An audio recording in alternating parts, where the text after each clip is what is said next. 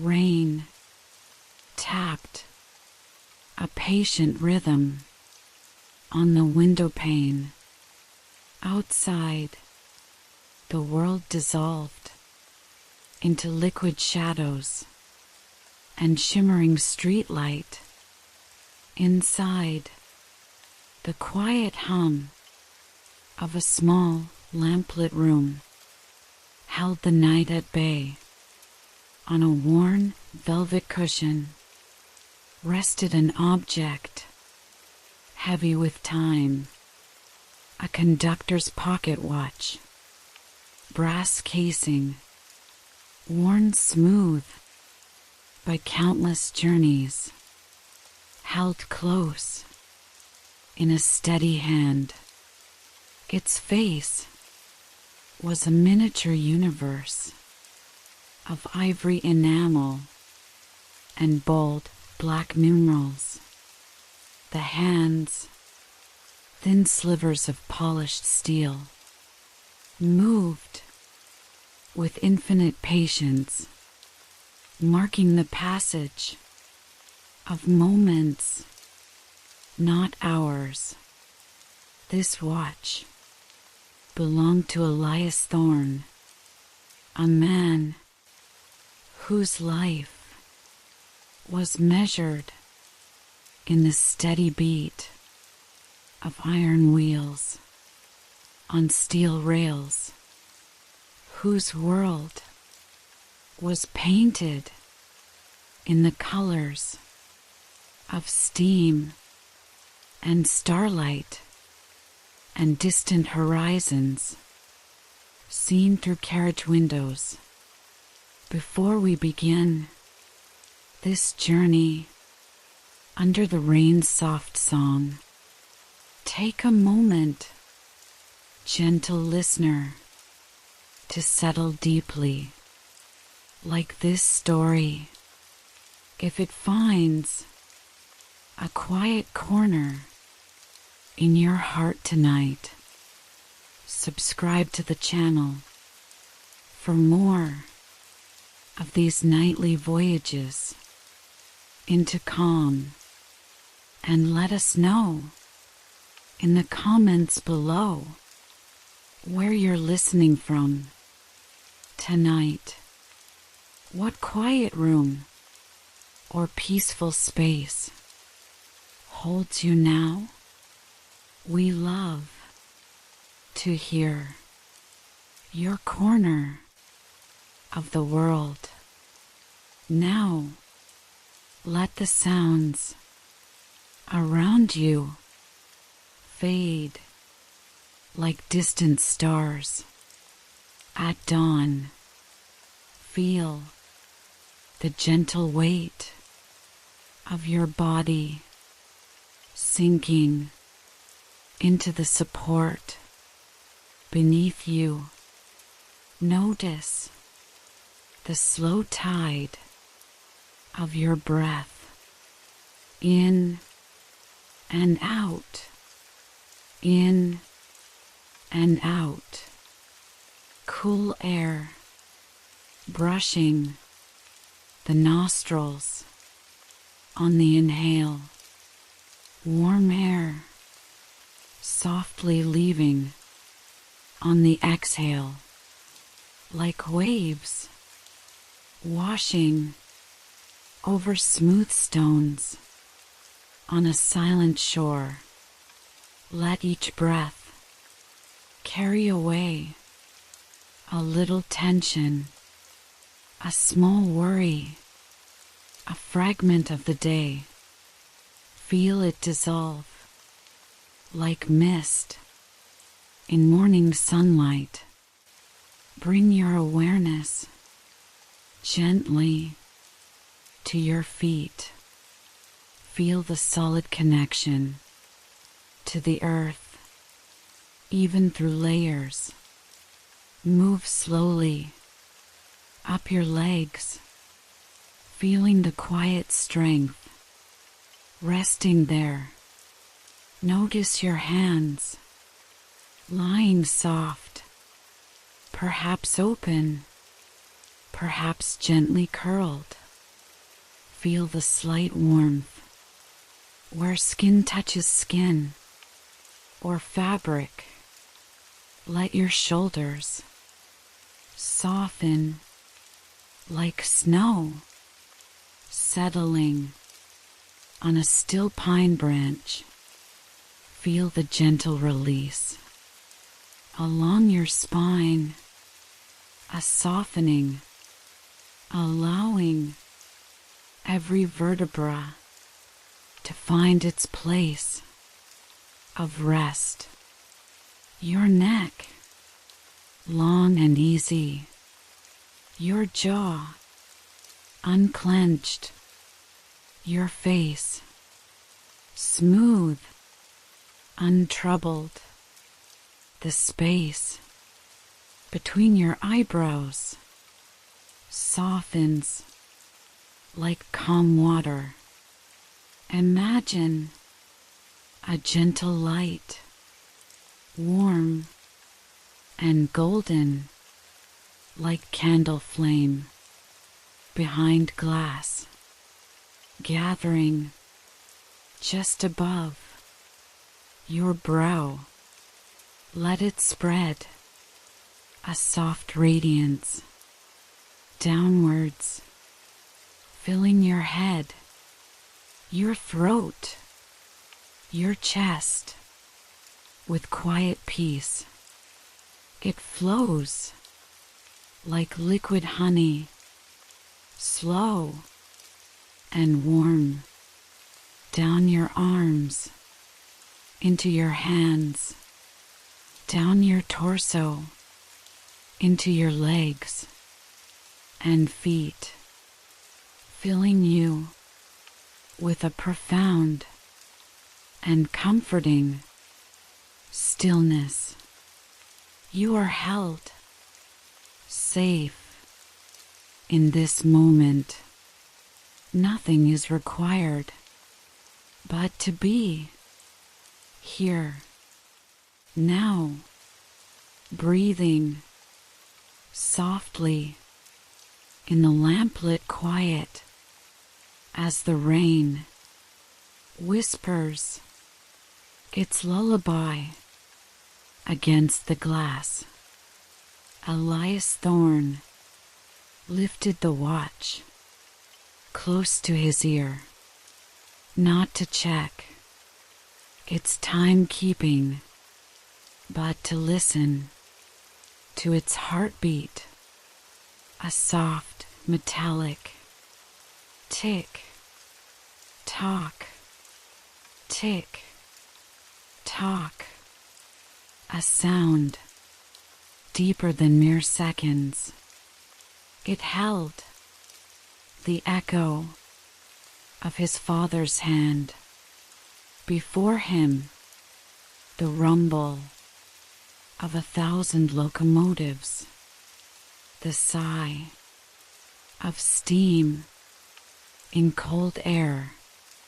It was the rhythm of his own life, steady, reliable, moving always forward towards the next station. Tonight, he would guide the Nightingale Express, not the fastest nor the grandest on the line, but a train steeped in quiet legend. It ran only after midnight on the old coastal route, a route few traveled anymore. Its carriages were vintage, mahogany and brass, upholstered in deep midnight blue velvet. Its engine, a dignified matriarch named Aurora, puffed softly in the rain-slicked yard, awaiting his signal.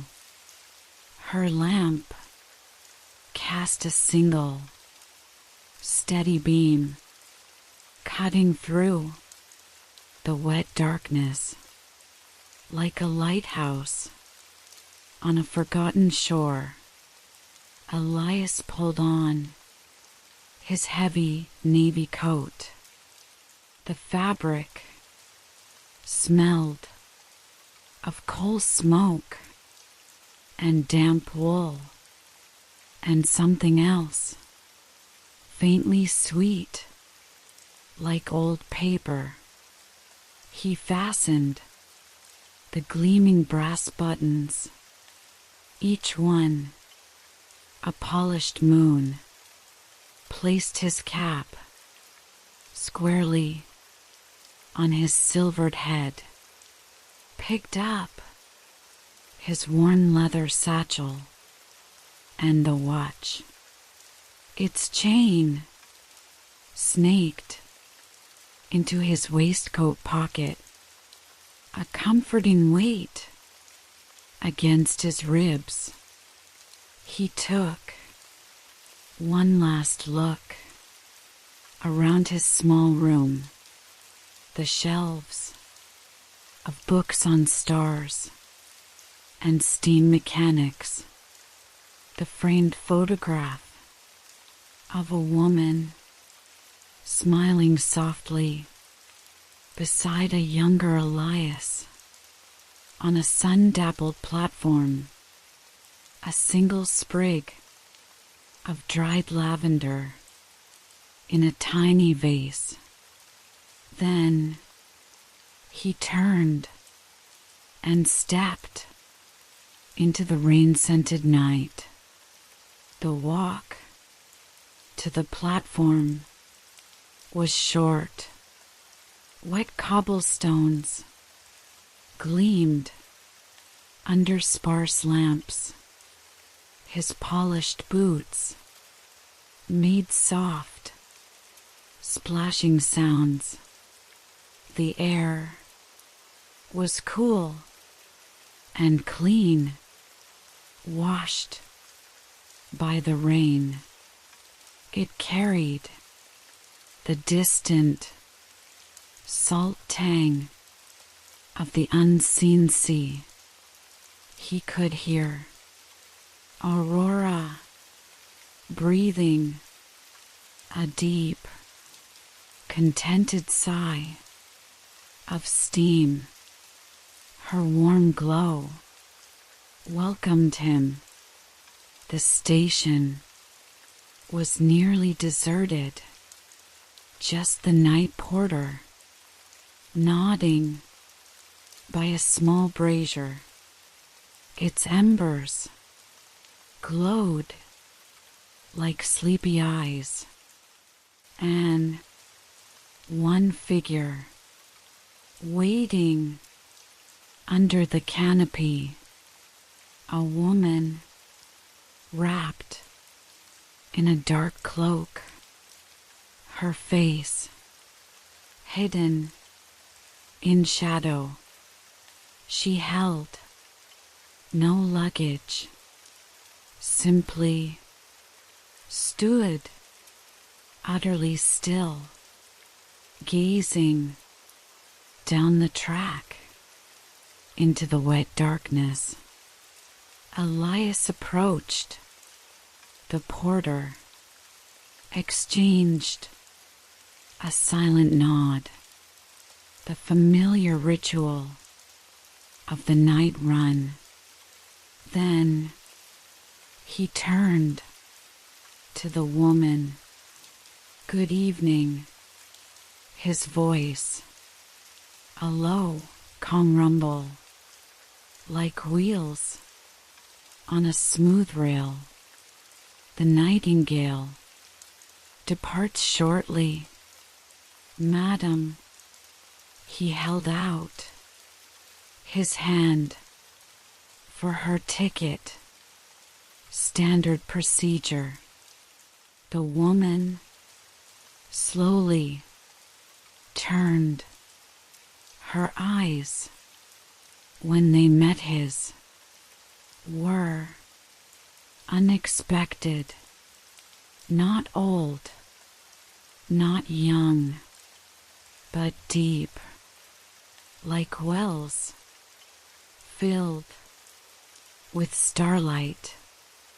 She didn't speak, reached into the folds of her cloak, produced not one, but 2 tickets, thick cardstock, ivory white, embossed with a silver nightingale in flight.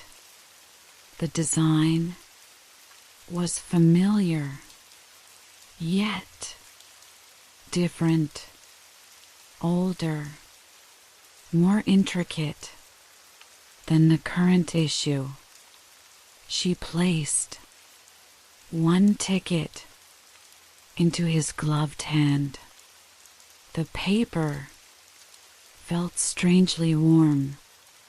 For the journey, she whispered.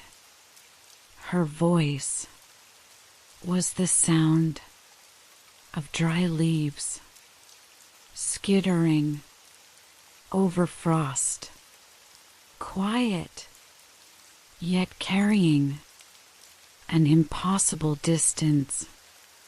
She held the 2nd ticket tightly, her gaze never leaving Elias's face. He examined the ticket. The destination was clearly printed.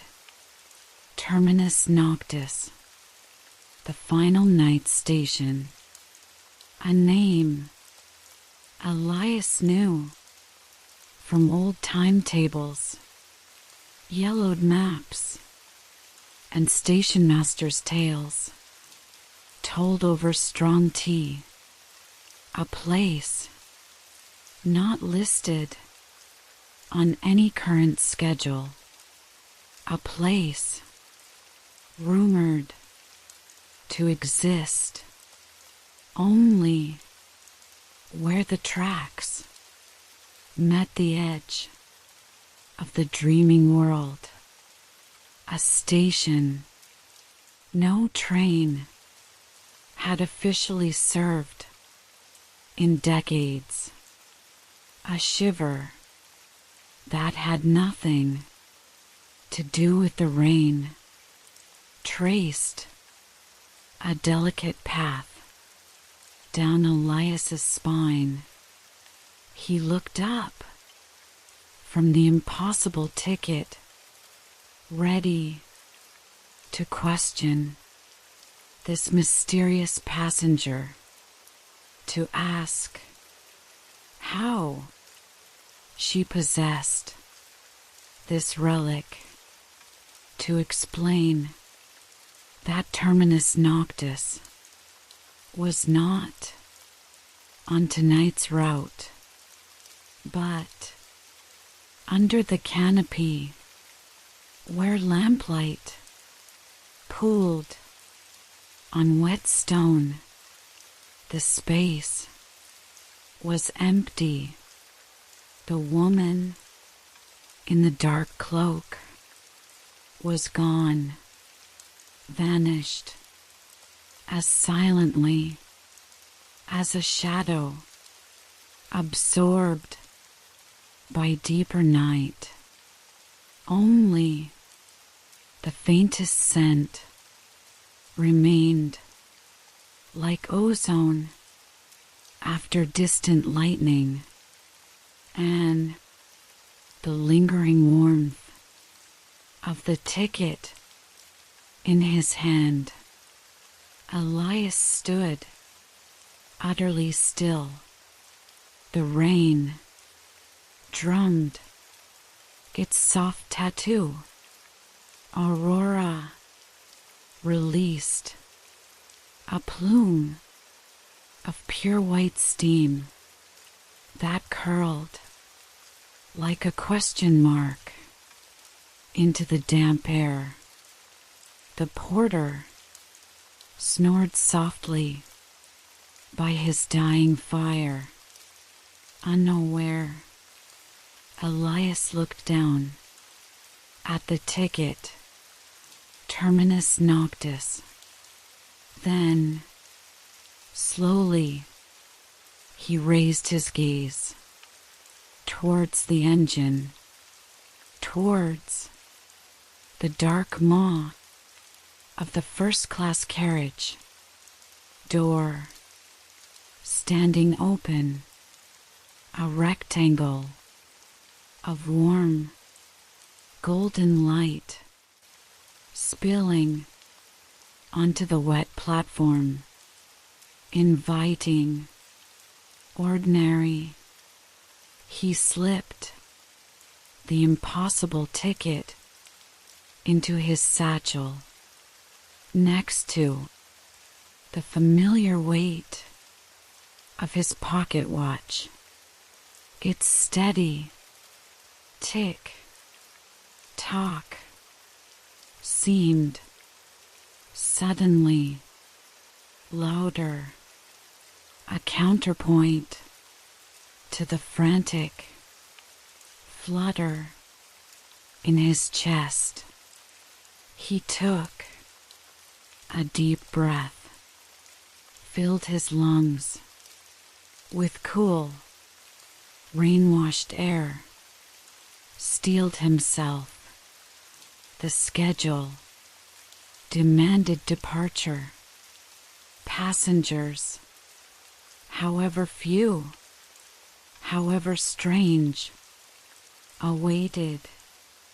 He straightened his cap, touched the brass buttons on his coat, a grounding ritual. Then Elias Thorne, conductor, lifted his silver whistle to his lips. Its clear, piercing note would cut through the night, signaling the beginning of the journey. But as he drew breath, his eyes flickered back towards the empty space under the canopy, towards the warm light of the carriage, and deep within the polished darkness of the open doorway, he saw, for just a heartbeat, a flicker of movement, not the porter, not the vanished woman, something else, something small and quick, darting between the velvet seats, a shadow within the light, gone before he could truly grasp it. The whistle trembled against his lips, unblown. The Nightingale Express held its breath in the rain. The platform stretched, silent and waiting. The warm light from the carriage seemed to pulse softly, like a beckoning heart. And Elias Thorne knew with a certainty as deep as the rumble of the sleeping engine that tonight's journey on the old coastal line under the weeping sky would be like no other. he had ever conducted. The silver whistle hung motionless against Elias's lips, its clear call unborn, stilled by the flicker in the warm light.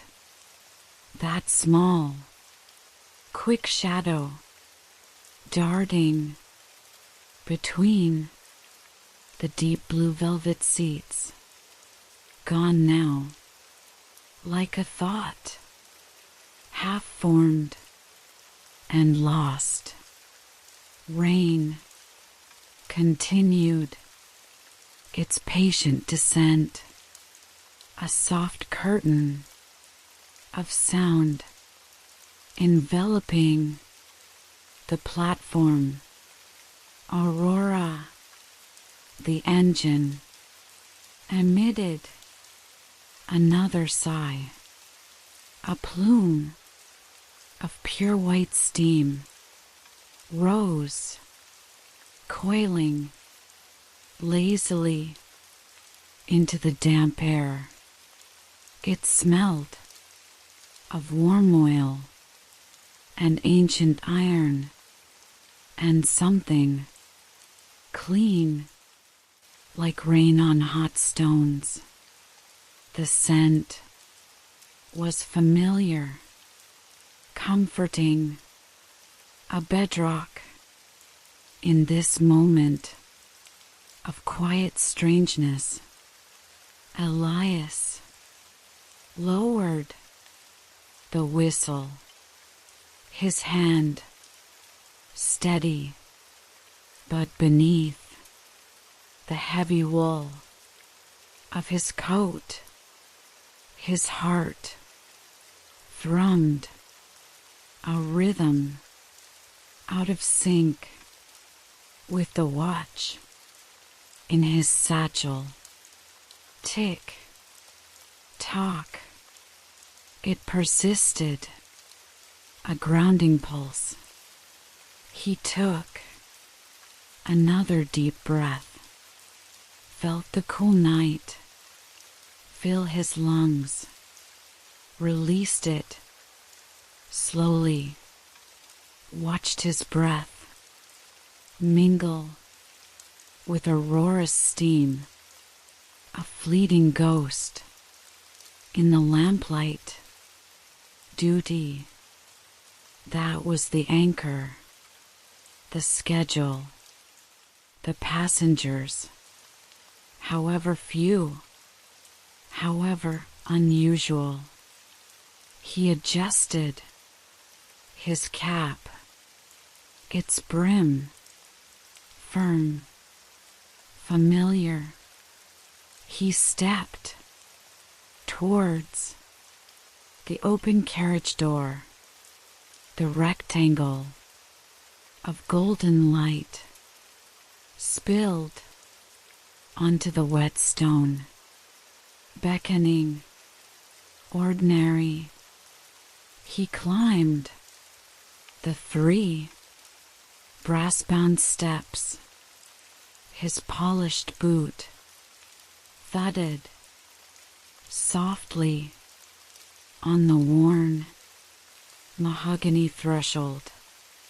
Warmth enveloped him, the rich scent of aged wood, polished leather, and the faint, lingering perfume of forgotten journeys clung to the air like old books and pressed flowers. The carriage was empty, or seemed so. Rows of plush seats, upholstered in that deep, midnight blue velvet, each one a small island of potential rest. Gas lamps encased in frosted glass glowed with a soft, buttery light, casting long, dancing shadows across the aisle. The carpet, a dense pattern of burgundy and gold, muffled all sound. Elias moved down the aisle, slowly, deliberately, his senses heightened. Every creak of the carriage settling, every sigh of the steam outside magnified. He listened, not just with his ears, but with his skin. The air felt charged, like the moment before distant thunder, yet silent. He reached the midpoint, stopped. His gaze swept the empty seats. The shadows seemed deeper here, pooling in the corners behind the high seat backs. He felt a presence, not the vanished woman, something different, smaller, watchful. Then movement at the very end of the carriage, near the door leading forward to the luggage van, and Aurora herself, a shape, detached itself from the deeper gloom beneath a vacant seat. It stepped into the lamplight, not a shadow, not a trick of the eye, a rabbit, but not a creature of field or burrow. This rabbit stood perhaps a foot tall. Its fur was not brown or gray, but a deep, luxurious velvet black, like the night sky, devoid of stars. It wore a tiny, impeccably tailored conductor's jacket, navy blue, brass buttons, gleaming, minuscule, and perched jauntily on its head between long velvet ears was a perfect, diminutive replica of Elias's own cap. The rabbit regarded him. Its eyes were large and luminous, not the starlight wells of the cloaked woman, but a deep, liquid amber, wise, ancient, and slightly impatient. It held a tiny, gleaming silver whistle in one delicate paw. For a long moment, Elias Thorne, seasoned conductor, stood frozen. The world narrowed to the velvet rabbit and the soft, steady tick tock of his watch. Reality seemed to tilt like a carriage taking a curve too fast. The rabbit inclined its head, a gesture strangely formal. Then it raised the tiny whistle to its whiskered muzzle and blew. No sound reached Elias's ears, not a squeak, not a whisper. Yet Aurora outside responded, a deep, resonant chuff chuff chuff echoed through the carriage frame. The great wheels began to turn slowly, at first with a metallic groan of awakening, then gathering momentum. The Nightingale Express was moving, leaving the lamplit platform and the snoring porter behind. The rabbit had conducted departure. Elias found his voice. It emerged, a dry whisper. Who? He stopped. The question felt absurd, insufficient. The velvet rabbit lowered its whistle, tucked it neatly into a tiny pocket on its jacket.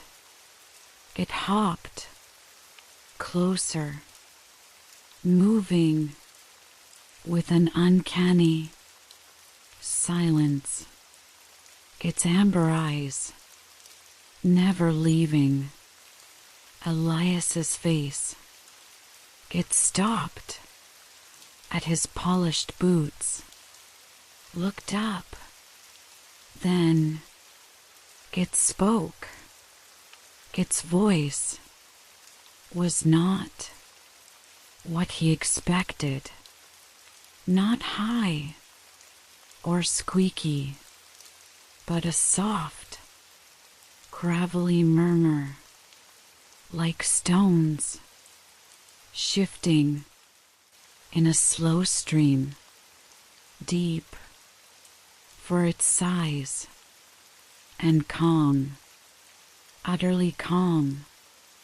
Elias Thorne, it murmured, you are precisely on time. It tilted its head again, examining him. The watch keeps true rhythm. Good. Elias swallowed. The warmth of the carriage felt suddenly oppressive. The woman, he managed. The ticket, terminus noctis. The rabbit nodded. A slow, deliberate dip of its velvety head. She travels ahead. It stated simply, her path converges with ours. The rabbit turned its gaze towards the carriage window, rain-streaked the dark glass, reflecting the golden lamplight in liquid trails. Outside, the known world was receding. The familiar glow of the town faded, replaced by the deeper velvet black of the coastline. The rhythmic clack-clack of wheels on rails began its hypnotic song, steady, soothing, yet underneath, Elias sensed a different quality, a resonance deeper than iron on steel, like the rails themselves were humming a low, ancient tune. This train, the rabbit continued, still gazing out the window, runs on more than coal and steam. Elias Thorne, it runs on time, kept true, on stories whispered in slumber, on memories softened by distance, on the quiet longing for rest. It turned back to him, its amber eyes holding an ocean of unspoken understanding. You feel it, do you not? The shift, the tracks beneath us are older than maps. They remember the dreams of mountains and the lullabies of the sea. Elias touched the satchel at his side, felt the solid, reassuring weight of his watch, of the impossible ivory ticket. Tick, tock. The sound seemed to resonate with the humming of the rails, a harmony he hadn't noticed before. He looked out the window, true darkness. Now only the rhythmic flash of the signal posts, red, then green, casting fleeting ruby and emerald shadows across the velvet seats, and the endless silver scribble of rain on the glass. Where Elias began, his voice finding a little more strength. Where is Terminus Noctis? The velvet rabbit hopped lightly onto the armrest of the nearest seat. It settled, folding its delicate paws. It murmured, the station where journeys pause where the engine rests, where the conductor finally sets down his watch. It looked directly at Elias's waistcoat pocket, where the chain disappeared.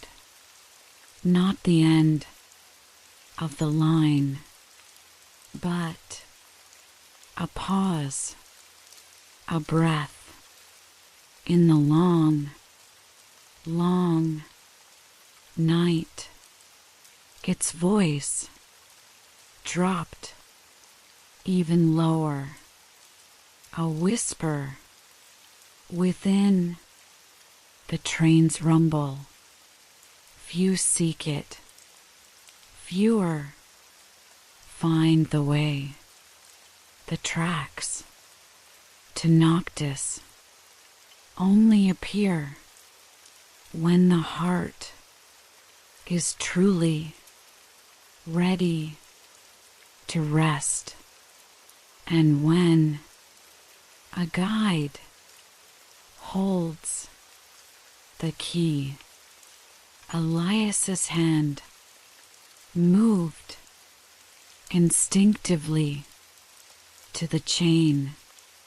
The key, his watch, the ticket. The rabbit seemed to understand the unspoken question. It nodded slowly. The journey is the key, Elias Thorne, the keeping of time, the holding of space for sleep to find its way. It gestured with a tiny paw towards the front of the train. Come, the nightingale needs her conductor, even if a flicker of something like dry amusement passed through its amber eyes. Another keeps the whistle. For now, the rabbit hopped down from the armrest, landing soundlessly on the carpet. It moved with purpose down the aisle towards the forward door, leaving Elias standing amidst the empty velvet seats. The rhythmic clack-clack of the wheels, the deep hum of the rails, the steady tick-tock from his pocket, and the lingering impossibility of a velvet rabbit in a conductor's jacket vanishing through the carriage door as silently as it had appeared. Elias remained for a moment, listening to the symphony of the moving train, to the quiet within himself. He looked down at his own hands, capable hands, hands that had punched tickets, polished brass, held the watch, steady, hands that felt suddenly like they belonged to a story much larger than the daily run to the next town. He took a breath, stepped forward, following the path the rabbit had taken. He pushed open the heavy door leading towards the luggage van and Aurora's tender. The space was dimmer, lit only by a single swaying lantern. Stacks of trunks and crates loomed like sleeping giants in the shadows. The air smelled of dust and burlap and the constant warmth radiating from the engine. Just ahead, the connection door to Aurora's cab stood slightly ajar, revealing a sliver of fiery light and the comforting, solid shape of the fireman shoveling coal. But there was no sign of the rabbit, no tiny velvet form. Elias moved towards the cab door, ready to resume his duties, to stand beside the driver, to feel the familiar pulse of the engine, to anchor himself in the known. As he reached for the handle, a sound made him pause. Not the roar of the fire, not the clank of the shovel, not the wind rushing past, but a voice, faint, muffled, coming from behind a large, canvas-covered shape near the van's far wall. A trunk, perhaps, or a crate. A voice speaking softly, urgently, words he couldn't quite make out, but the tone was unmistakable. Fear, pure, undiluted fear, trembling in the dusty air. A sound utterly out of place on the steady, soothing rhythm of the Nightingale Express as it carried them deeper into the rain-swept coastal night, towards a station that shouldn't exist. The voice, a tremor in the dusty dark. Frozen Elias, mid-reach for the cab door. The warmth from Aurora's fire suddenly felt distant, irrelevant against that sound. Pure fear, woven into whispered words. He strained to decipher. Clack, clack, clack, clack. The wheels sang their steady lullaby. The deep hum of the rails thrummed through the floorboards. But here, in the shadowed van, stacked high with silent cargo, another reality pressed close, urgent, desperate. Elias turned slowly, his conductor's instincts overridden by a deeper pull.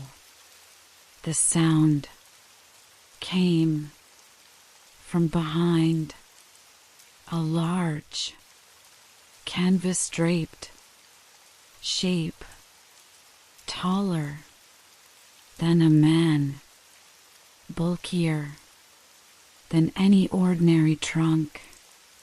The canvas was coarse, dusty gray, tied down with thick ropes. It looked less like luggage and more like something concealed.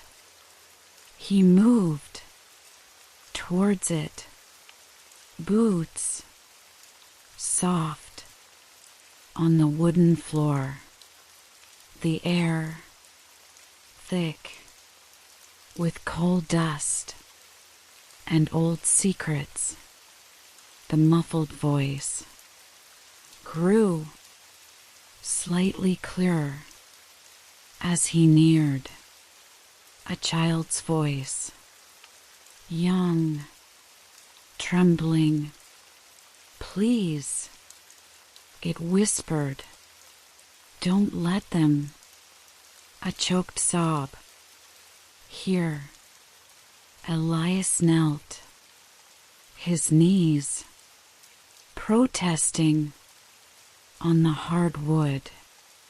He leaned closer to the gap between the canvas and the van wall, a narrow space filled with deeper shadow. Hello? He murmured, his voice low, calm, like oil on troubled water. Who's there? He asked. Are you hurt? Silence, sudden, holding its breath. Then, a small, shuffling sound, like fabric, shifting. A pair of enormous, frightened eyes glimmered in the gloom, wide, dark, reflecting the faint sway of the single lantern.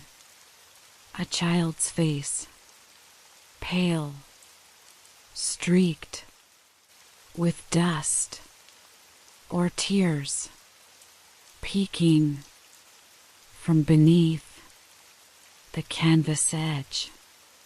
A boy, perhaps 7 or 8. His clothes, once fine, now travel-worn, velvet and lace, torn and smudged. Shoo, the boy hissed, panic sharpening his whisper. They'll hear. He glanced wildly around the van, as if invisible watchers lurked in every corner. His small hand reached out, grabbing Elias's sleeve. The grip, surprisingly strong, cold. "Who?" Elias asked, keeping his tone a gentle rumble. "Who will hear?" He scanned the shadowed van. Nothing moved, only the stacks of silent shapes, the rhythmic sway of the train. The boy's fear was a palpable thing, a cold mist in the warm air. The listeners, the boy breathed. The word hung in the dust, ominous in the shadows. He added, between the cars, his voice dropping to a threadbare whisper. "They follow." His eyes darted towards the rattling door at the van's end, leading to the next carriage. They hunt for echoes, for secrets left unspoken. He shuddered, a full body tremor. "She hid me here, under the cloth, before she..." He stopped, swallowed hard. Fresh tears welled. "The lady in the dark cloak," she said. "The canvas muffles the heart sound, keeps the listeners deaf. The lady, the cloaked woman with the impossible tickets. She had hidden this frightened child in the luggage van. Under this shroud, Elias's mind reeled. The rabbit, the ticket, terminus noctis, and now a hunted child and shadow creatures called listeners.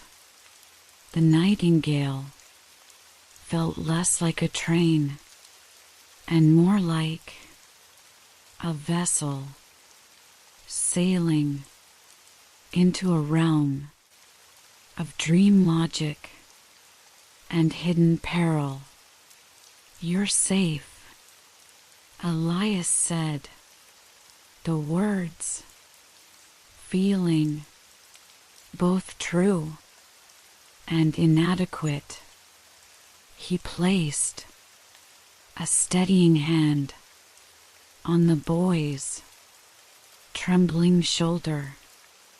For now, he looked at the canvas, its rough weave, its dusty scent, a shield against unseen hunters. "What's your name?" he asked softly. "Leo," the boy whispered. He wiped his nose on his sleeve. "Leo March." He looked up at Elias, a flicker of desperate hope in his dark eyes. She said, "You'd know the way to the quiet place, the station where the shadows can't follow, terminus." He stumbled over the name Noctis before Elias could respond. A subtle shift occurred, not in the van, but in the train itself. The steady clack-clack of the wheels faltered just for a heartbeat, a fractional stutter. Then the rhythm changed, deepened. The metallic clatter softened into a lower, more resonant thrum, like a giant stone wheel turning beneath the earth. The deep hum of the rails intensified, vibrating up through Elias's boots, filling his bones. It was no longer just sound. It was feeling, ancient, powerful. Aurora outside emitted a different sigh. Not steam, but something like a low, contented purr. The fiery light seeping from the cab door seemed to deepen, turning from orange to a rich, smoldering gold. The very air in the van thickened, scented now, not just with coal, but with ozone and petrichor, and the cold, clean breath of mountains far away. Leo gasped. His eyes widened further, not with fear now, but with awe. We're crossing, he breathed. Aren't we? Elias understood the shift. The velvet rabbit's words echoed. The tracks beneath us are older than maps. They had left the known rails, the familiar coastal line. They were running now on different tracks that led towards the edge of the dreaming world, towards Terminus Noctis. The resonance was the sound of that crossing, the train slipping between layers of reality. He stood, helped Leo to his feet. The boy clung to his hand, small, cold fingers, tight. The listeners, Leo whispered, his gaze fixed on the rattling door at the end of the van. They feel it too. The crossing angers them, makes them hungrier, as if summoned by the words. A new sound reached them, not from the door, but from outside. Close, too close, alongside the moving train. A skittering, a scratching, like claws on metal or bone on stone. Fast, purposeful, moving from the rear of the van, along its side, towards the front, towards the cab, towards them. Leo whimpered, pressing closer to Elias, his small body rigid with terror. "They're climbing," he choked out. "They know I'm here." Elias pushed Leo gently but firmly back towards the canvas-shrouded sanctuary under. Now his voice was steel, wrapped in velvet, commanding yet calm. The conductor taking charge. Leo scrambled back beneath the dusty cloth, disappearing into the gloom. Elias turned, facing the van's sidewall, where the skittering, scraping sounds grew louder, closer. He saw nothing through the rain-streaked high windows, just the blurred, rushing blackness of the night. But the sound was unmistakable. Something was out there, climbing the speeding train. Something that hunted by sound, by the echoes of fear. He reached instinctively into his satchel, not for the watch, but for the heavy, brass-bound ledger he carried, for schedules, for notes, a solid weight, a possible improvised weapon against what? Shadow? Echo? His heart hammered against his ribs, a frantic drum, out of rhythm with the train's new, deep, thrumming pulse. The skittering paused directly outside, level with the van.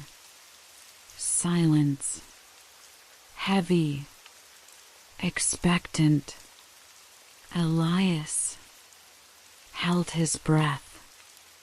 The only sounds, the train song, and the frantic whispering of his own blood.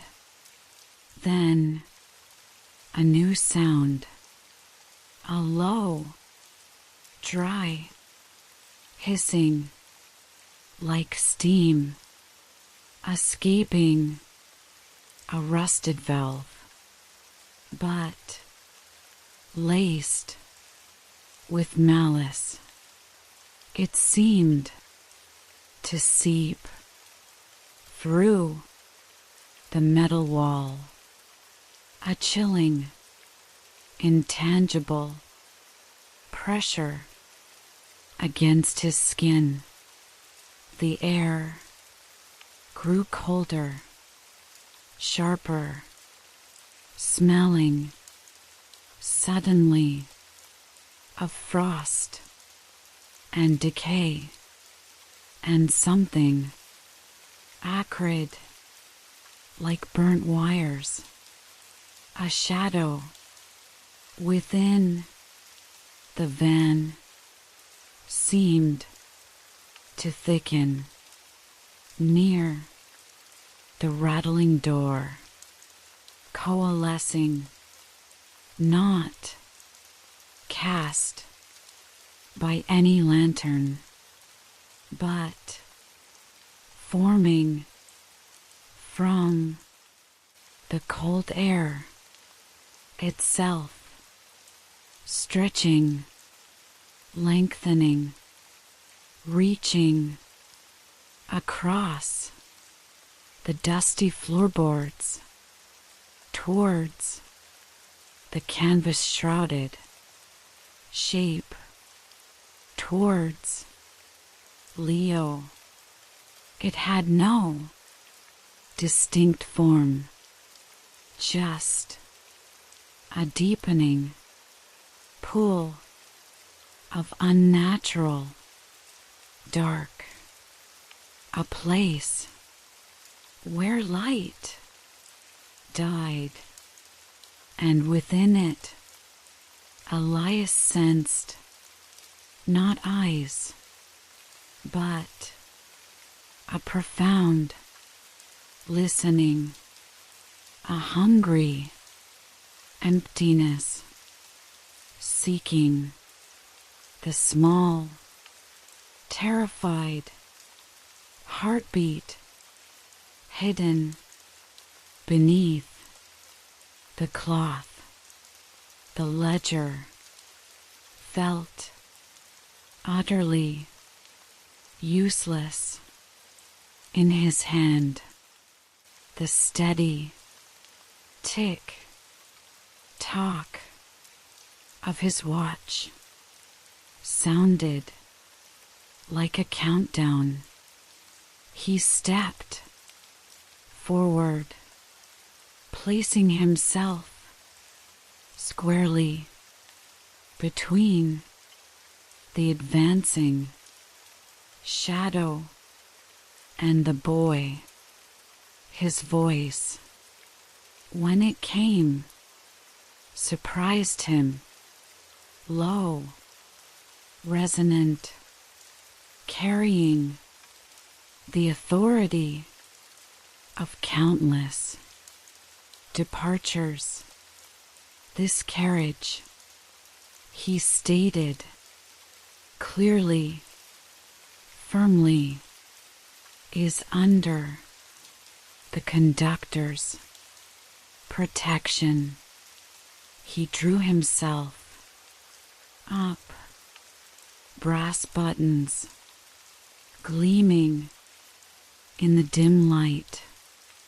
You have no ticket, no passage here. The hissing intensified, a furious, staticky rasp. The cold deepened, biting through his coat. The shadow paused, seeming to ripple, to consider the pressure of its attention, shifted from the canvas to Elias.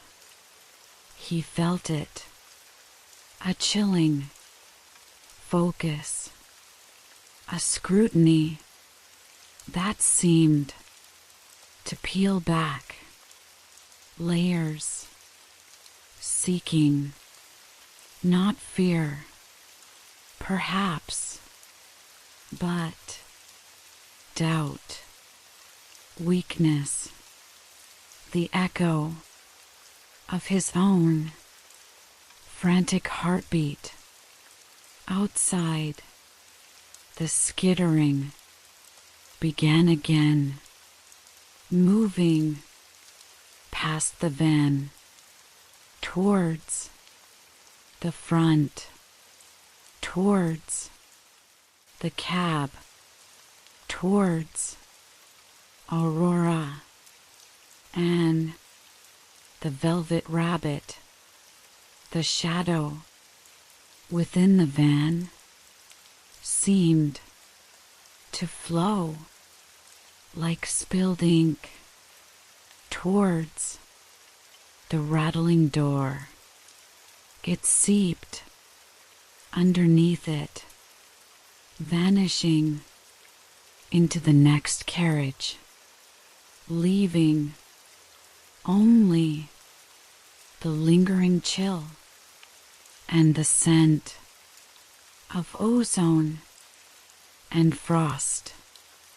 Elias stood unmoving, breathing hard, the ledger still clutched like a shield, his heart slowing gradually to match the train's deep, steady thrum, thrum, thrum.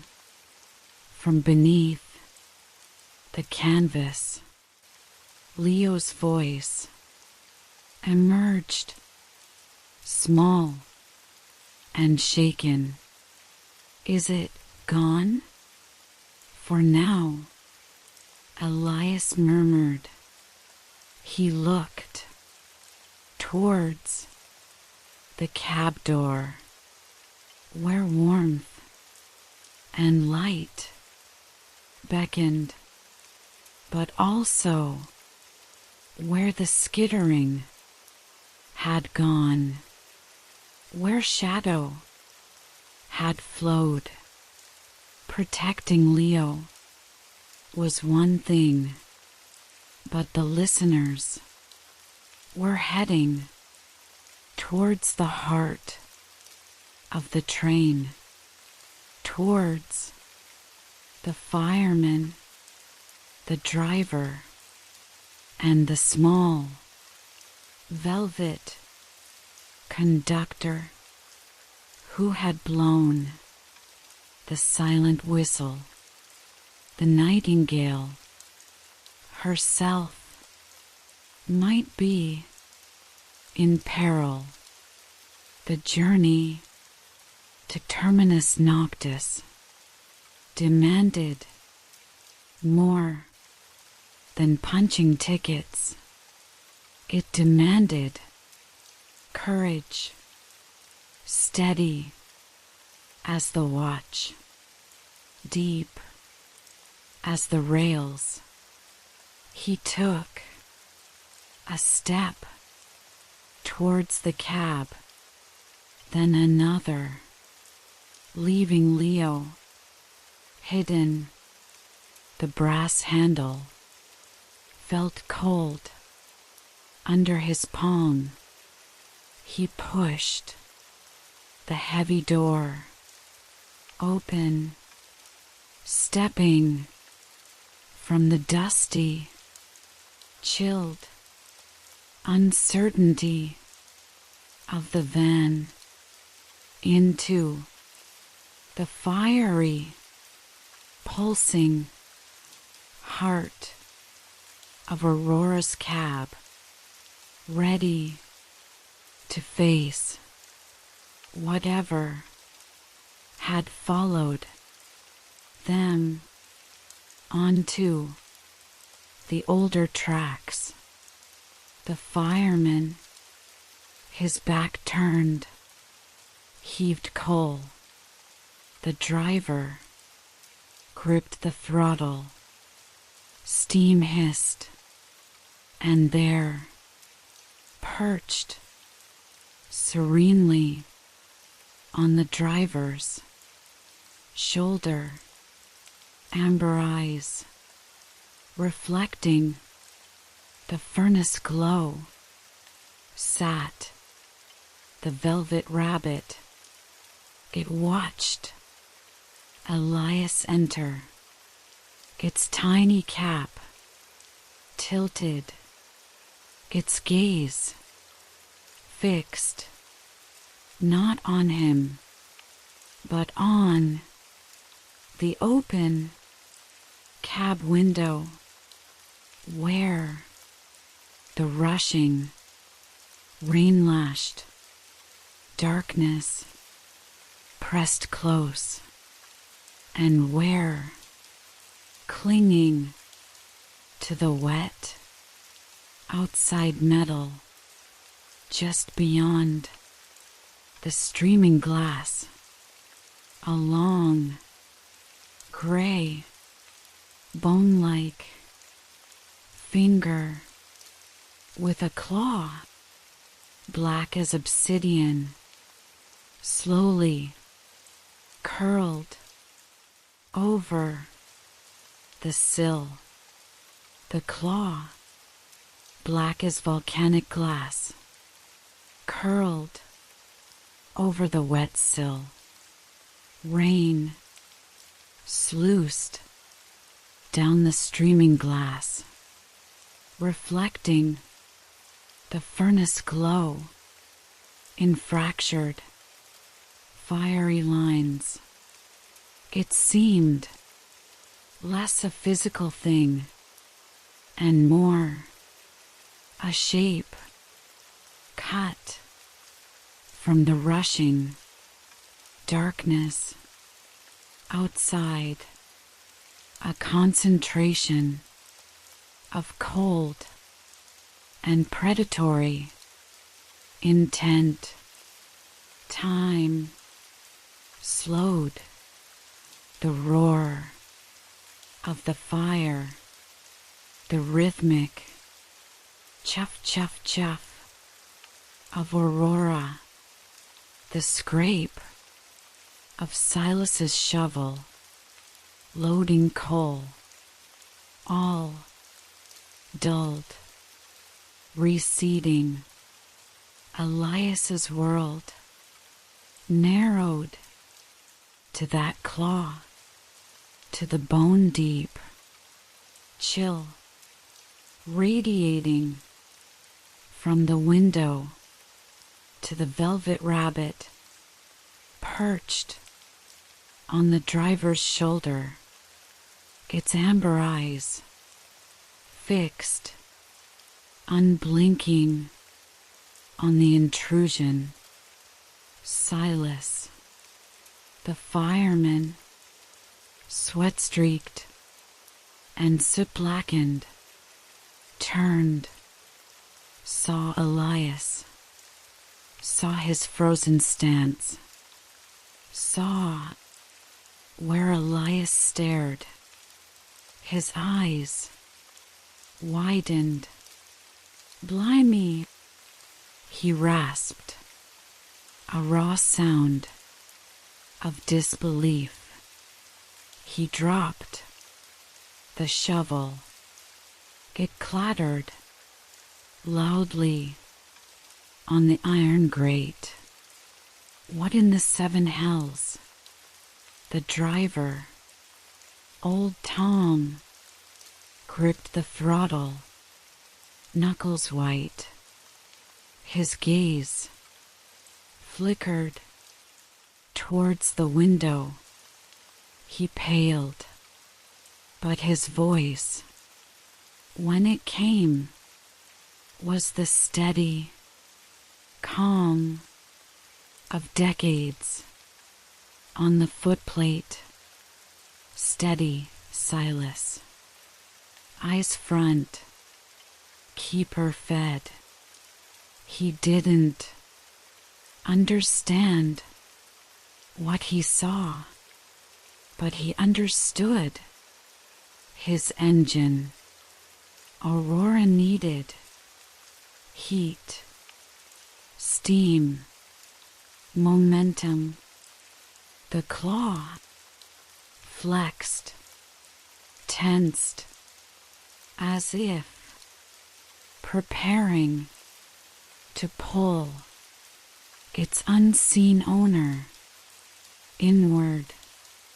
The cold intensified. A visible plume of Elias's breath fogged the air before him.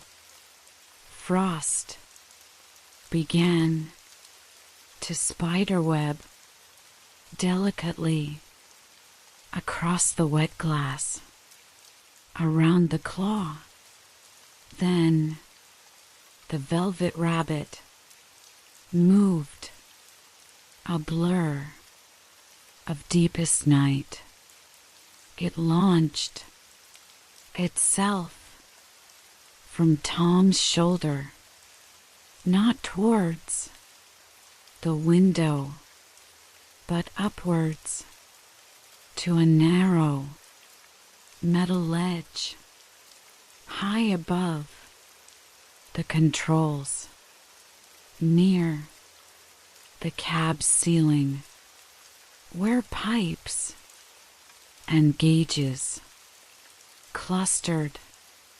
It landed soundlessly, turned, facing not the window, but the darkest corner of the cab ceiling, a space where shadows pooled thick and undisturbed. "You are late," the rabbit murmured, its gravelly voice cutting through the cold dread and unwelcome. It wasn't speaking to the claw. It was addressing the shadow, the one that had flowed from the van.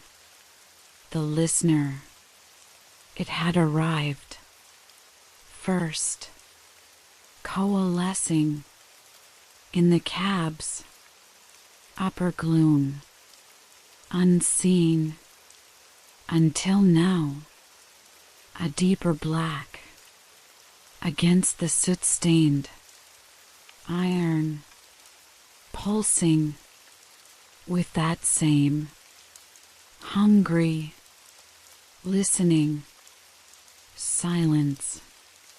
The rabbit reached into its tiny conductor's jacket, pulled out not the whistle, but a minuscule, gleaming pocket watch, brass, intricate. It flipped the lid open. The face glowed with a soft, internal amber light, matching its eyes. The rabbit held it aloft. The light spilled upwards, not bright, but true. It pierced the clinging ceiling shadow, revealing not a form, but a presence, a swirling vortex of darkness that seemed to absorb the very sound around it, a silent scream of emptiness. The shadow recoiled, hissing, a sound like dry ice on hot metal. The cold from the window and the ceiling clashed, creating eddies of freezing air. Elias shivered violently. His teeth chattered. His hand found the chain of his own watch. Tick, tock. The familiar sound seemed a tiny, defiant beacon in the face of the voids. Silence. The claw at the window scraped forward an inch, retching a nails on slate sound that set Elias's nerves on edge. More frost spread. Silas stumbled back against the coal pile, eyes wide with primal fear. Old Tom held the throttle, his jaw set. "Aurora, girl," he whispered. "Steady now, steady." The rabbit ignored the claw. Its focus remained on the ceiling shadow. This cab, it intoned, its voice resonating with an authority that belied its size, is sanctified by heat, by steam, by the rhythm of true metal. It tilted the glowing watch. The amber light intensified, focusing like a beam on the swirling vortex. Your hunger has no place here. The light seemed to push. The shadow hissed fury, but it shrank, condensing, retreating towards the riveted joint where wall met ceiling. Outside, the claw tensed again. A low, guttural growl vibrated through the metal of the window frame. It wasn't sound. It was anti-sound.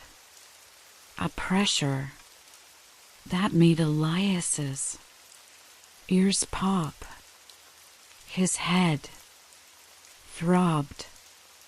The rabbit flicked a glance towards the window. Annoyance flashed in its amber eyes. Persistent vermin, it muttered. Then it acted. Swift, decisive, while the ceiling shadow was pinned by the amber light. The rabbit whirled, facing the window. Its tiny chest puffed. It took a breath, deep for its size, and blew, not on the whistle, just a breath, a focused stream of air from its velvet muzzle. But this was no ordinary exhalation. The air that left the rabbit didn't fog. It crystallized instantly.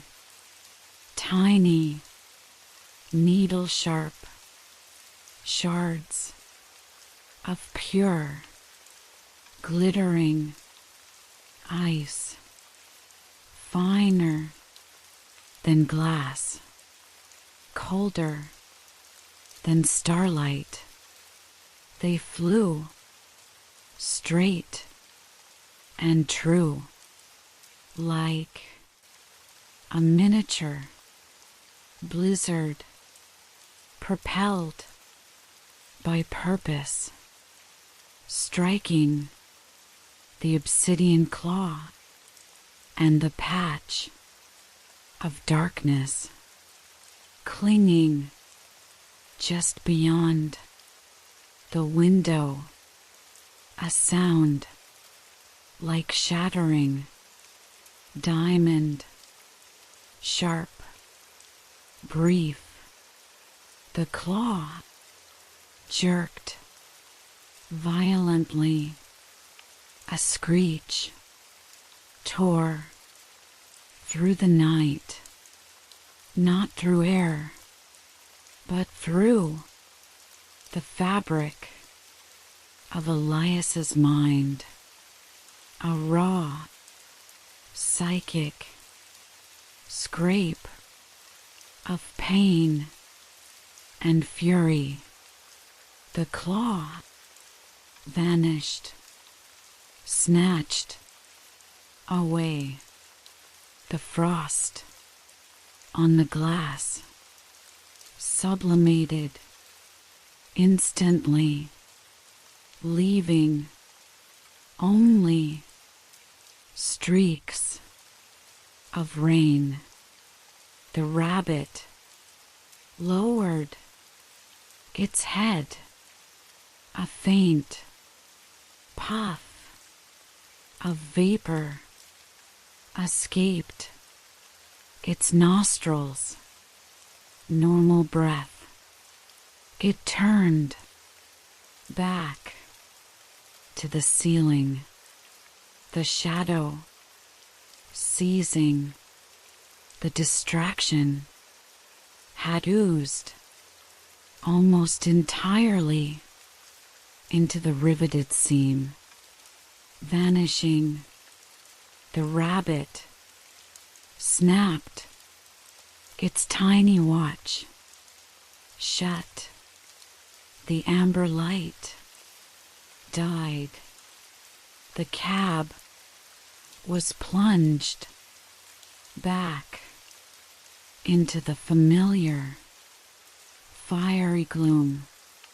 Only the roar of the fire, the hiss of steam, and the frantic pounding of 3 human hearts remained, and the lingering ghost of cold Silas slumped against the coal, breathing hard.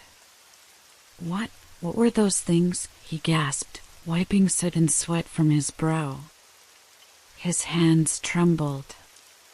Old Tom slowly released his white-knuckled grip on the throttle.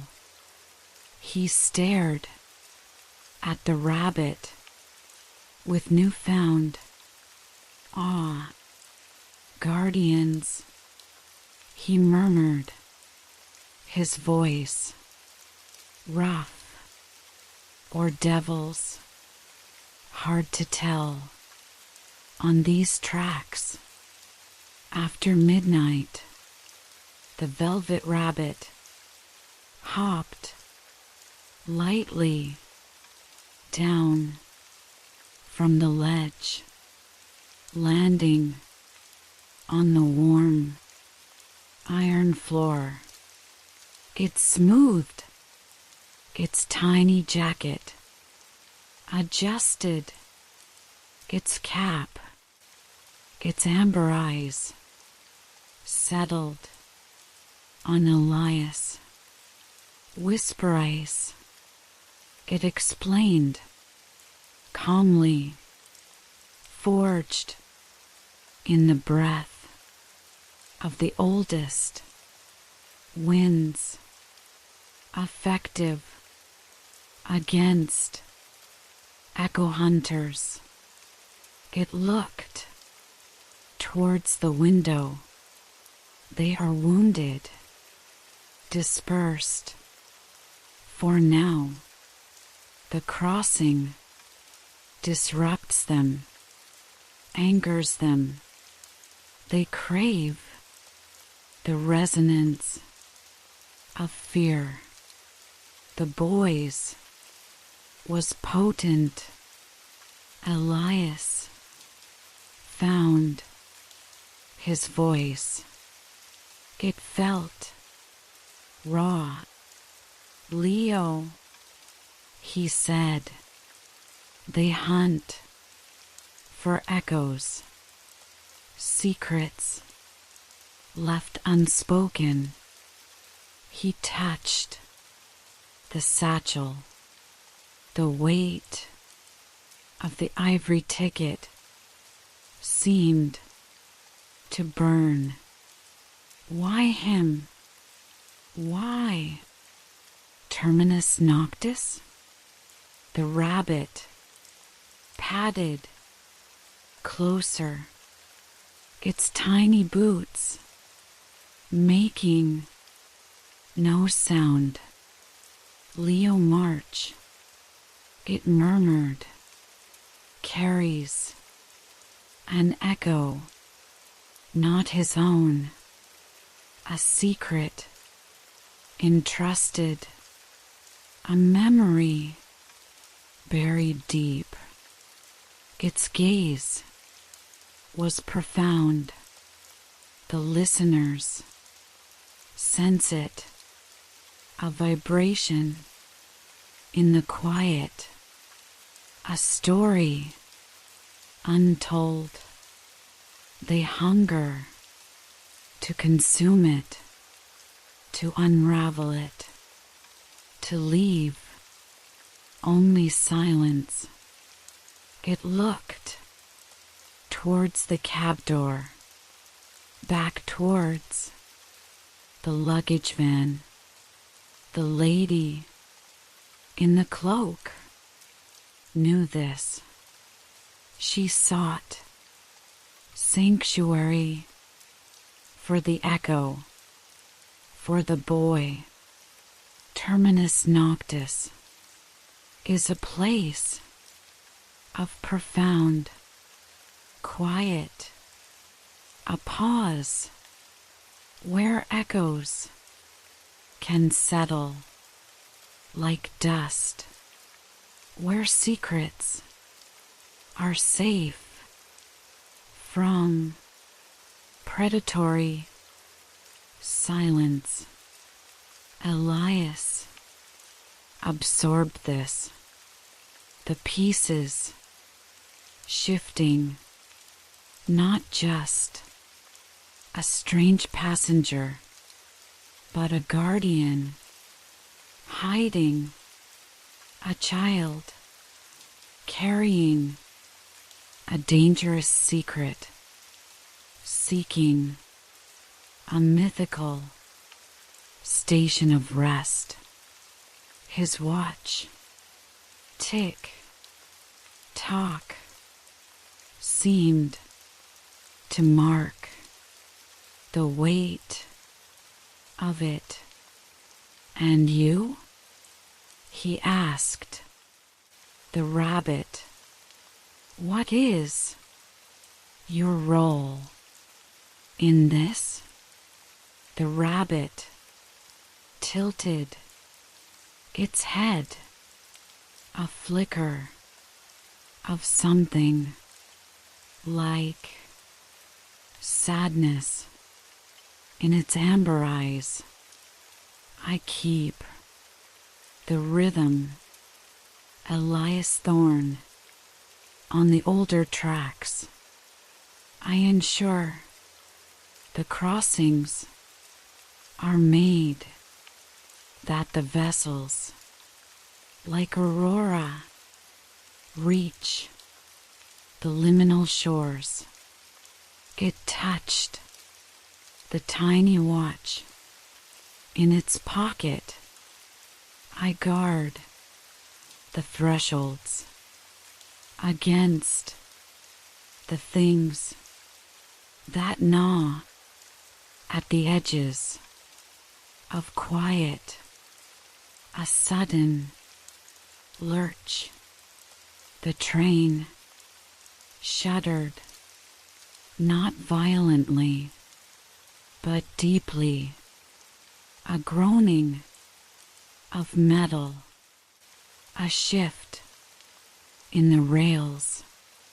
Beneath them, the deep, resonant thrum that had begun after the crossing intensified, vibrating through every bolt, every plank. Aurora emitted a long, low whistle of her own, not the shrill departure call, but a deeper, more mournful sound, like a greeting or a sigh of homecoming. Old Tom stared at his gauges, his weathered face etched with confusion, pressure steady, speed constant. But he looked out the forward window into the rushing darkness. The air feels different, thicker, like velvet. Silas whispered, his fear momentarily forgotten, replaced by wonder. He breathed deep. Smells clean, cold, like snow, far away, and stone. The rabbit hopped onto a toolbox, gazing ahead. We approach, it announced, its voice holding a new reverence. The borders of Noctis. The air changes. The light will soften the shadows. It glanced meaningfully towards the ceiling corner, now empty. Retreat. Here, their hunger weakens, but its ears twitched, alert. The echo Leo carries. It grows louder, closer to the surface. The crossing stirs it. It looked directly at Elias. He needs your presence, your steadiness, the rhythm of your watch anchors him. Go to him, prepare him. The final approach is delicate. Elias nodded, the urgency pushing aside his fatigue, his own fear. He turned towards the cab door, back to the chilled uncertainty of the van. To Leo, holding an untold secret, an echoing burden, as he pushed the heavy door open, stepping from the furnace heat into the comparative cool of the luggage space. He heard the rabbit's voice one last time, soft, almost lost in the train's new, deeper song. Ask him, Elias Thorne, it murmured. Ask him about the lullaby, the one she hummed as she hid him, the one the listeners fear most of all. The door swung shut behind him. The van was dim. Shadows still clung, but they felt quieter, less predatory. The hum of the rails was a tangible vibration in the floor, soothing, ancient. He moved towards the canvas-shrouded shape. Leo? He called softly. It's Elias. The things are gone. For now, a rustle. The canvas lifted. Leo's pale face emerged, tear-streaked, but the raw terror had eased, replaced by a wary exhaustion. Did they hurt Aurora? No, lad, Elias said, kneeling beside him. She's strong. We're safe for now. He paused. The rabbit's words echoed. The lullaby, the one the listeners fear. He took a breath. Leo, the lady, the one who hid you, gave you the ticket. Who is she? Leo looked down, twisting a frayed edge of his velvet sleeve. She was kind, he whispered. Cold but kind, like moonlight. She found me lost. After he swallowed hard. After the bad men came to our house, looking for grandfather's box. Box? Elias prompted gently. A music box, Leo murmured. His voice grew distant, haunted, old, silver, with little birds on it.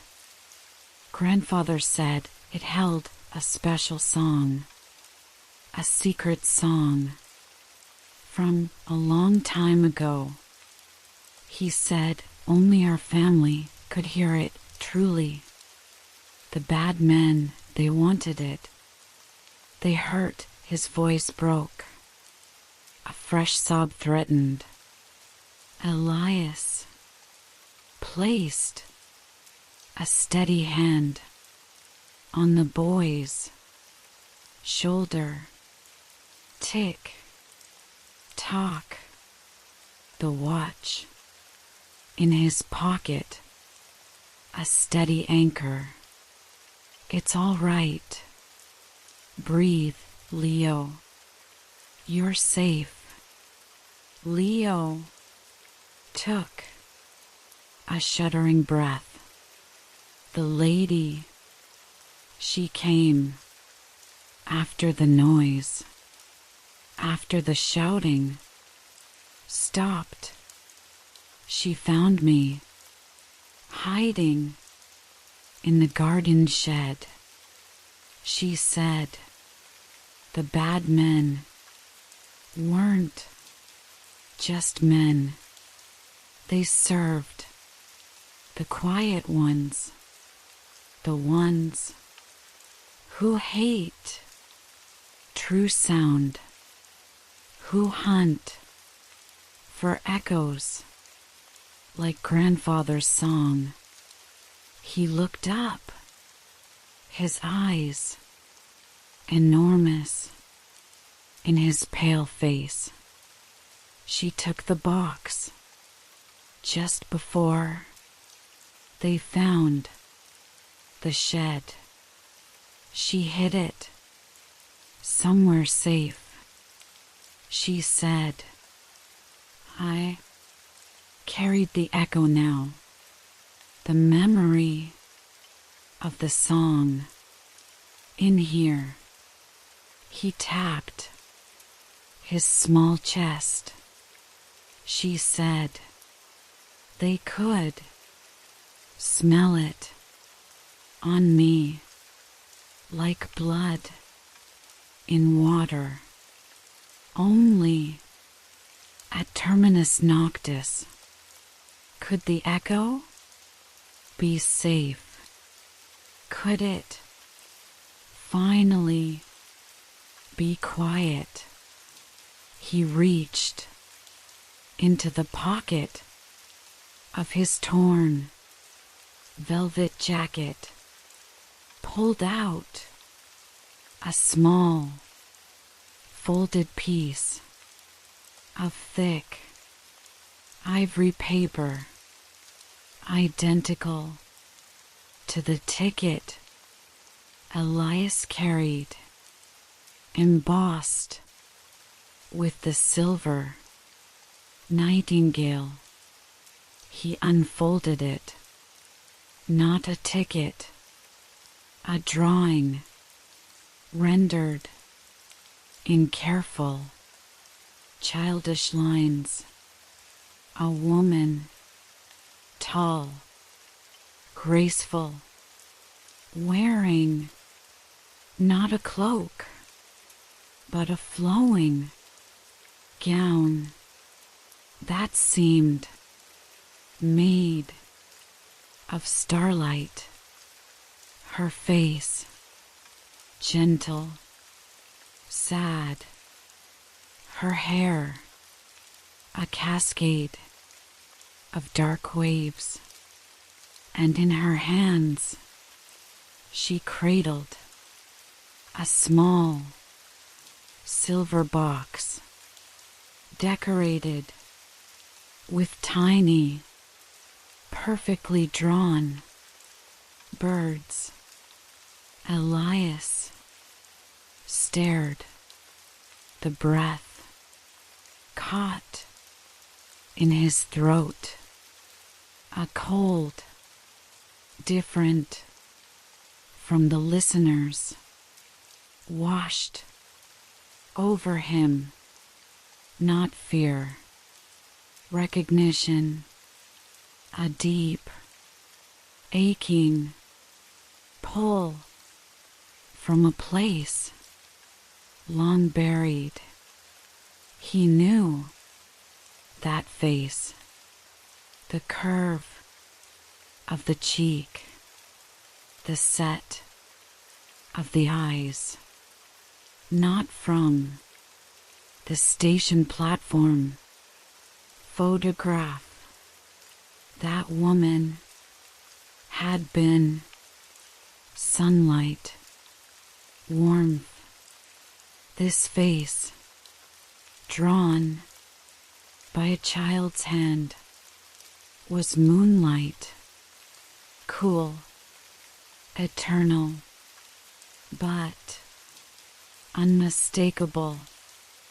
It was her, the woman from the photograph, his Clara, but not as she was, as something else, something that walked in starlight and hid children from shadow hunters.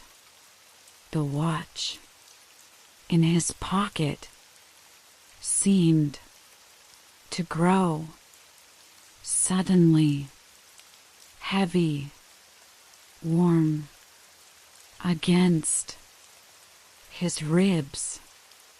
Its steady tick tock echoed the frantic hammering of his heart. He looked from the drawing to Leo's frightened, hopeful eyes. The train's deep hum swelled, filling the van, filling his world. The nightingale was slowing, preparing to glide into the station of quiet terminus noctis, and waiting there, somewhere in the soft velvet dark, was an answer. He wasn't sure his heart could bear to hear. The train slowed with the grace of a sigh. No screech of brakes, no jolt of metal, just a gradual, inevitable yielding to the pull of the station ahead. Elias stared at the drawing in Leo's hands, the woman's face, so familiar, yet impossible. Clara, his Clara, but not as he remembered her, not as she had been in the sunlit photograph on his shelf. This was Clara, etched in moonlight, cloaked in starlight, a guardian of lost echoes. Leo's voice, small and fragile, broke the silence. You know her. Not a question, a quiet certainty. Elias swallowed. The watch in his pocket seemed to pulse against his ribs. Tick, tock, a rhythm older than grief. Yes, he whispered. Once the train glided into the station. No platform of brick and mortar, no bustling crowds, no lamplight, only a vast open space where the tracks simply ended. Beyond, a great archway carved from pale stone, its edges softened by time, and beyond that, nothing. A quiet so profound it felt like a presence Aurora eased to a stop, her steam uncurling like a contented breath. The deep hum of the rails faded into silence.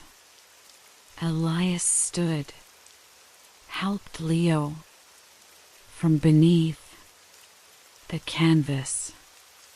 The boy's hand was cold in his, trembling, but his eyes were wide with wonder. Is this it? Yes, Elias murmured. Terminus noctis. The air inside the van shifted, cool, still, scented with something clean and ancient, like stone after rain, like pages in an old book. The door to the cab opened. The velvet rabbit hopped through. Its tiny boots made no sound on the wooden floor. It regarded them with those amber eyes. The station waits, it said. Its voice, softer now, almost reverent. The echo must be delivered. Leo clutched the drawing to his chest. Will she be here? His voice, barely a breath. The lady? The rabbit tilted its head. She is always here, it said, and never. It turned toward the great archway. Come. Elias took a breath, stepped forward. His boots echoed softly in the vast space. The station was not empty, not truly. Shapes flickered at the edges of his vision. Figures seated on benches that seemed to fade in and out of existence. Travelers from other trains, other times, all waiting, all resting, their faces peaceful, their eyes closed. The rabbit led them toward the arch. As they neared, the air grew lighter, brighter, not with sunlight, but with a soft, silver glow, like dawn through mist. And then she was there, standing just beyond the archway. Clara, not as she had been in life, not young, not mortal, but radiant. Her hair long and dark, her gown flowing like liquid starlight. In her hands she cradled a small silver music box, the one from Leo's drawing. Elias stopped. His heart hammered. The watch in his pocket thrummed. Tick, tock. She smiled. A smile he knew. A smile that had once lit his world. Elias, she said. Her voice was the sound of distant bells, of wind through leaves. You kept time so well. He could not speak. The weight of years of longing pressed against his ribs. Leo let go of his hand, ran forward. You came back. Clara knelt, set the music box on the ground, opened her arms. Leo collapsed into them. She held him tight. The echo is safe now, she murmured. You were so brave. Elias watched the boy who had carried a secret song, the woman who had once carried his heart, the rabbit standing patiently beside him. Clara looked up, met Elias's gaze. You must go back, she said softly. The nightingale needs her conductor. He shook his head. I don't understand. She stood, touched the music box. It opened. A melody spun into the air. Not loud, not grand, but true. A lullaby. The one the listeners feared. The one that had been hidden inside Leo. Now free, now safe. Some stations, Clara said, are not for endings, but for pauses, for echoes to settle, for hearts to remember. She stepped closer, pressed a hand to his chest, over the watch. You have always kept perfect time, Elias. But time is not just for counting.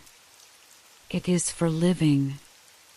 The rabbit cleared its throat. The return journey, it reminded gently. Aurora waits. Elias looked down at the rabbit, at Leo, at Clara. He knew he could not stay. Not yet. But he also knew he would return one day when his watch finally stopped. He nodded, turned, walked back toward the train. Behind him, the lullaby played on, soft, sweet, a promise in the quiet. Aurora huffed a warm breath of steam, welcoming him. The velvet rabbit hopped up into the cab. The return journey would be lighter, quieter. The listeners would not follow, not this time. As the train pulled away from Terminus Noctis, Elias Thorne, conductor, keeper of time, looked back. Once the archway stood empty, but the melody lingered, a whisper on the wind, a reminder that some stations are not endings, but pauses, breaths in the long, beautiful journey. And as the Nightingale Express carried him back toward the waking world, Elias smiled for the first time in years. If this journey suits your soul, let us know in the comments below. Subscribe for more nightly voyages into calm. Share this story with someone who needs rest. And don't forget to press the bell icon so you never miss a bedtime story. Sweet dreams, traveler. Until the next journey.